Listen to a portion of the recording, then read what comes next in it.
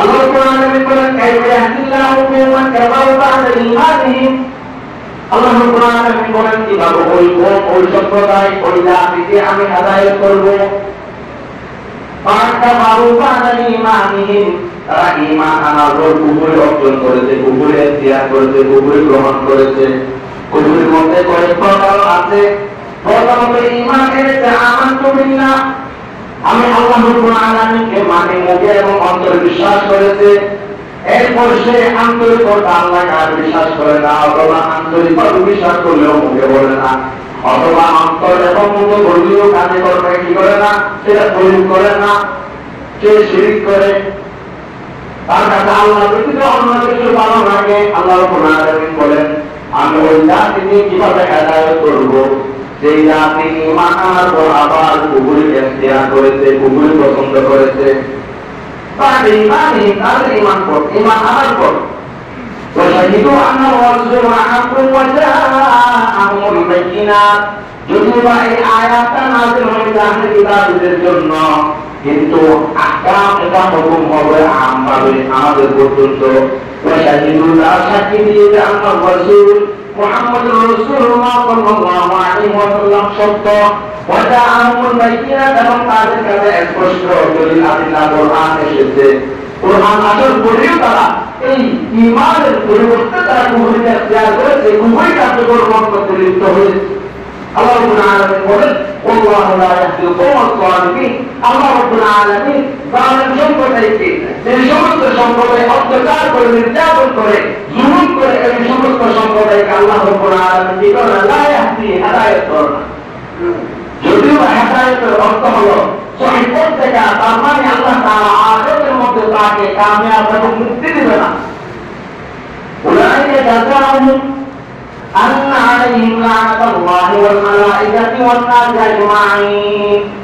যারা ঈমান আনার পর আবার কুফরি ইখতিয়ার করে, কুফরি কার্যক্রম করতে লিপ্ত হয়, নামাজ রোজা তার ধারে না, নামাজকে অস্বীকার করে, রোজাকে অস্বীকার করে, আন্তরিকভাবে অস্বীকার করে, অথবা মৌখিকভাবে অস্বীকার করে, আল্লাহ বলেন তাদের বিনিময় হলো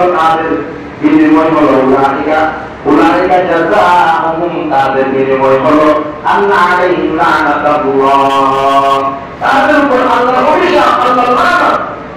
এই আয়াতটা নাযিল হয়েছে মূলত আনসার এক সাহাবী, উনি ঈমান এনেছেন।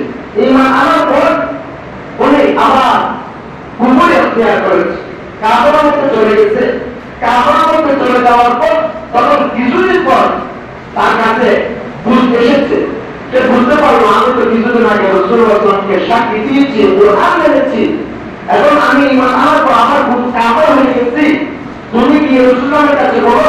আরেকজন সাহাবী বলতেছে ও তো এখন কাফেরের মধ্যে আছে, তুমি কি রাসূলুল্লাহকে বলো আমার কি এখন কোনো তওবার সুযোগ আছে কিনা, আল্লাহ কি আমাকে মাফ করবে কিনা? আমি তো ঈমান এনেছিলাম, এখন কাফের হয়ে গেছি, আমি বড় বড় কাজ করেছি, এখন কাজ করতেছি, আমার এই কাজটাতে দয়াকারী আমার এই ভুল হচ্ছে, এটা আমি বোঝার পর আমি যদি তওবা করে আমার তওবা কবুল করবে কিনা। তখন রাসূলের কাছে যখন সাহাবী এই কথা খবর পাঠাইলে, তখন আল্লাহ রাব্বুল আলামিন আয়াত নাযিল করেন, বলতেছেন হ্যাঁ ইল্লাল্লাযীনা তাআবু, কিন্তু যারা তওবা করে তাদের জন্য সুযোগ রয়েছে। এই আয়াত নাযিল হয়েছে ওই সাহাবীর বিষয়ে, তখন পরিশেষে ওই সাহাবী আবার ঈমান এনেছে, তওবা করেছে, আল্লাহ তাআলা তাকে মাফ করে দিয়েছে। কিন্তু যারা তওবা করবে না তাদের জন্য বলা হয়েছে উলাইকা জাযাউহুম আন্না আলাইহিম লানাতুল্লাহ, তাদের জন্য আল্লাহর লানত, আল্লাহর অভিশাপ। শুধু আল্লাহ রাব্বুল আলামিনের লানত বা অভিশাপ না, ওয়াল মালায়েকা, সমস্ত ফেরেশতাদের লানত, অভিশাপ। সমস্ত ফেরেশতা, যে সমস্ত ফেরেশতা কখনো কোনো গুনাহ করে না, যারা সবসময় আল্লাহ রাব্বুল আলামিনের হুকুম আহকাম মেনে চলে, এই সমস্ত ফেরেশতাদের লানত।